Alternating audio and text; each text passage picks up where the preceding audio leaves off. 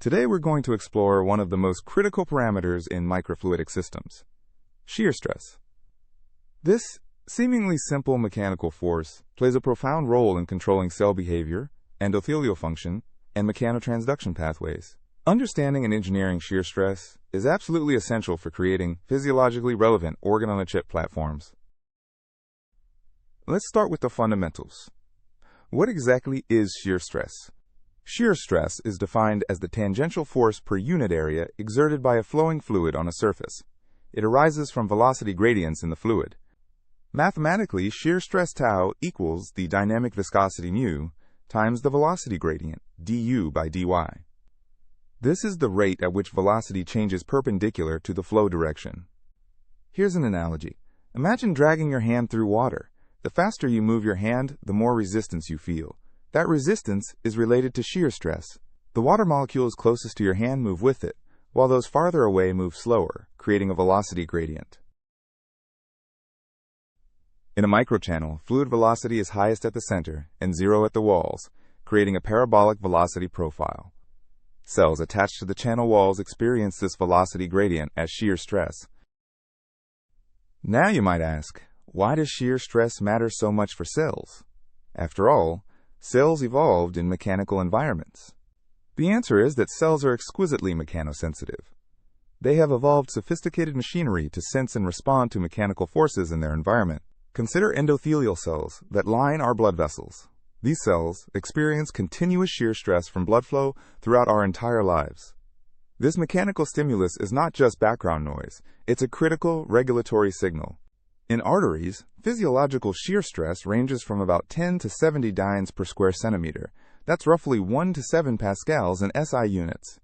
In veins, shear stress is lower, typically 1 to 6 dynes per square centimeter, because venous flow is slower and veins are larger in diameter. Let me give you a practical back-of-the-envelope calculation to make this concrete. Let's calculate the shear stress in a typical artery. We need to know the flow velocity, vessel diameter, and blood viscosity. Blood has a dynamic viscosity of approximately 0.004 pascal seconds. That's about 4 times higher than water. Let's consider an artery with diameter of 3 millimeters. Average blood velocity in this artery is approximately 0.3 meters per second. For Poiseuille flow in a circular tube, we can approximate shear stress at the wall as 8 mu versus over d. Plugging in our numbers, 8 times 0.004 times 0.3 divided by 0.003 equals 3.2 pascals. Converting to dynes per square centimeter, that's 32 dynes per square centimeter. This is right in the middle of the physiological range for arteries. Now let's dive into mechanotransduction. This is the process by which cells convert mechanical stimuli into biochemical signals.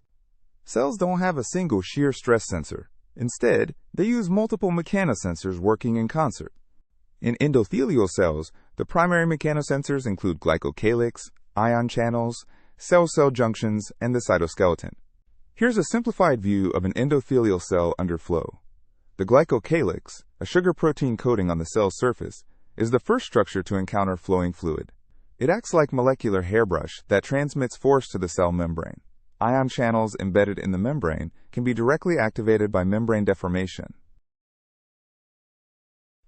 Think of the glycocalyx as a forest of molecular antennae. When fluid flows over it, these antennae bend and transmit forces to the underlying cell membrane, triggering signaling cascades. Mechanotransduction occurs across multiple timescales, from milliseconds to hours. The immediate response involves mechanosensitive ion channels opening within milliseconds. This allows calcium ions to rush into the cell, triggering rapid signaling. Within minutes, the cytoskeleton begins to reorganize. Actin stress fibers align with the direction of flow, changing the cell's mechanical properties. Over hours to days, shear stress activates transcription factors that alter gene expression. This leads to changes in cell phenotype and function.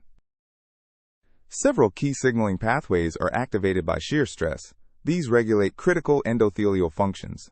First, shear stress upregulates endothelial nitric oxide synthase, increasing nitric oxide production. This is crucial for vasodilation and blood pressure regulation. Second, steady laminar shear activates anti-inflammatory transcription factors like KLF2 and NRF2.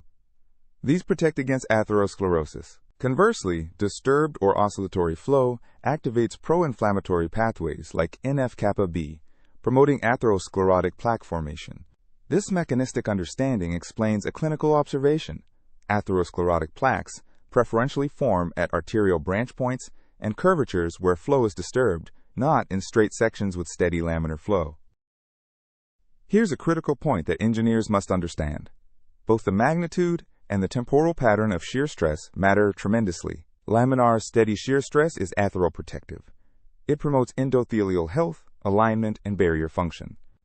Oscillatory or disturbed shear stress is pathological. It causes endothelial dysfunction, increased permeability, and inflammation. Compare these two scenarios. Steady unidirectional flow produces a healthy endothelium. Oscillatory bidirectional flow, where the direction reverses periodically, causes endothelial dysfunction. Same average magnitude, completely different biological outcome. Now let's address the engineering question. How do we actually control and tune shear stress in microfluidic organ-on-a-chip devices? The answer lies in precise control of channel geometry and flow rates. Let's break down the engineering design parameters. There are 4 key parameters engineers manipulate to tune shear stress. First is channel height. This is actually the most sensitive parameter because shear stress scales inversely with the square of the height. For a rectangular channel, wall shear stress equals 6 mu q over WH squared, where q is volumetric flow rate, W is width, and h is height. Notice the h squared in the denominator. This means if you have the channel height, you quadruple the shear stress. That's enormous leverage. Second is volumetric flow rate Q. This is the easiest parameter to adjust during experiments using syringe pumps or pressure controllers. Third is channel width. Wider channels distribute flow over a larger area, reducing shear stress linearly. Fourth is fluid viscosity. Cell culture medium has viscosity similar to water, but engineers can add dextran or other polymers to increase viscosity and better mimic blood. Let's work through a practical design example. Suppose we want to create a microfluidic chip that mimics arterial shear stress. Our target is 15 dynes per square centimeter, or 1.5 pascals, representing physiological arterial conditions. We're using standard cell culture medium with viscosity 0.001 pascal seconds. Let's design a channel 1 millimeter wide and 100 micrometers tall. These are typical dimensions for microfluidic devices. Now we need to calculate what flow rate Q will give us our target shear stress. Starting with our equation, tau equals 6 mu q over WH squared. Solving for Q. Q equals tau WH squared over 6 mu. Plugging in our values, 1.5 times 0.001 times 100 micrometers squared, all divided by 6 times 0.001. This gives us 2.5 times 10 to the negative 11 cubic meters per second, or 0.025 microliters per second. Converting to more practical units, that's 1.5 microliters per minute. This is easily achievable with standard syringe pumps. For even more physiological relevance, engineers can implement pulsatile flow to mimic the cardiac cycle. In our bodies, blood flow isn't constant. It pulses with each heartbeat, creating time-varying shear stress. To recreate this on-chip requires programmable syringe pumps or pneumatic pressure controllers that can generate sinusoidal or physiological waveforms. The shear stress becomes time-dependent. Tau of t equals tau mean plus tau amplitude times sine of 2 pi ft, where f is the pulse frequency, typically 1 Hz for resting heart rate. You might wonder, do surface properties like roughness and chemistry affect shear stress? The direct effect on fluid mechanics is actually small for typical microfabricated surfaces. However, surface chemistry has enormous indirect effects on cell adhesion and behavior. Surface coating with extracellular matrix proteins like fibronectin or collagen determines how well cells attach and spread. This affects their ability to sense and respond to shear stress. Let me describe common surface treatments used in vascular organ chips. Fibronectin coating at 10 to 50 micrograms per milliliter promotes strong endothelial cell attachment. It's the gold standard for vascular chips. Some advanced designs embed channels in collagen gels, creating a three-dimensional extracellular matrix that better mimics native tissue. PDMS, the most common microfluidic material, is hydrophobic. Oxygen plasma treatment, or PEG coating, is often used to make it more hydrophilic and cell-friendly. Let's discuss some real-world applications where engineered shear stress enables breakthrough disease modeling.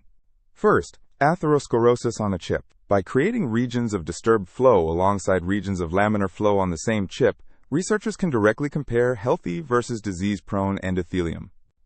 These chips beautifully demonstrate that inflammatory markers and monocyte adhesion are dramatically elevated, specifically in disturbed flow regions, recapitulating the spatial pattern seen in human arteries.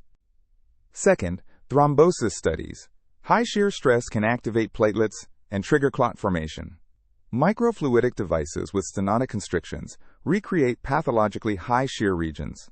In stenotic regions, shear stress can exceed 100 dynes per square centimeter, activating platelets through mechanosensitive GPIB receptors. Third, cancer metastasis chips. Circulating tumor cells experience enormous shear stress in the bloodstream. Chips that expose cancer cells to physiological shear can identify which cells survive and which die, predicting metastatic potential. Fourth, blood-brain barrier chips. The BBB has unique properties partly due to specific shear stress levels. Chips with controlled shear induce proper tight junction formation and barrier function. A critical question for engineers: how do we actually measure and validate that we're achieving the intended shear stress? Method 1 is microparticle image velocimetry. By seeding the flow with fluorescent microspheres and imaging them with high-speed microscopy, we can measure the actual velocity profile and calculate shear rate. Method 2 is computational fluid dynamics. We can simulate flow in complex geometries using software like COMSOL or ANSYS Fluent, predicting shear stress distributions before fabrication.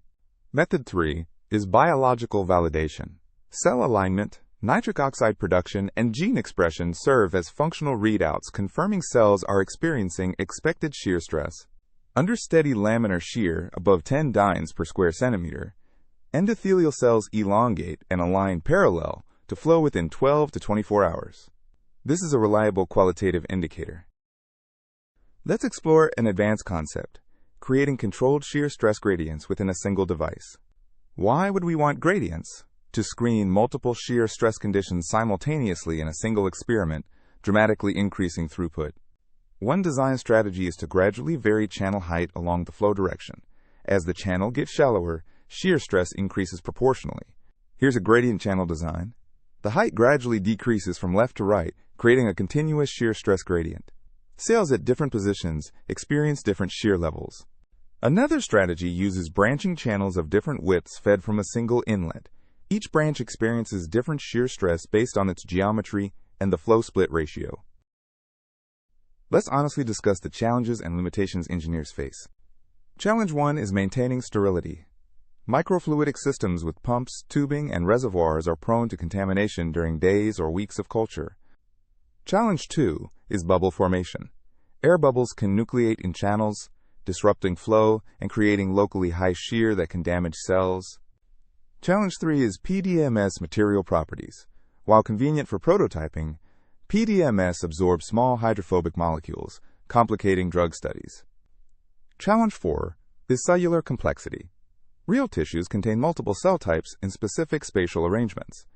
Creating co-cultures under controlled shear while maintaining cell-type specific microenvironments is technically demanding.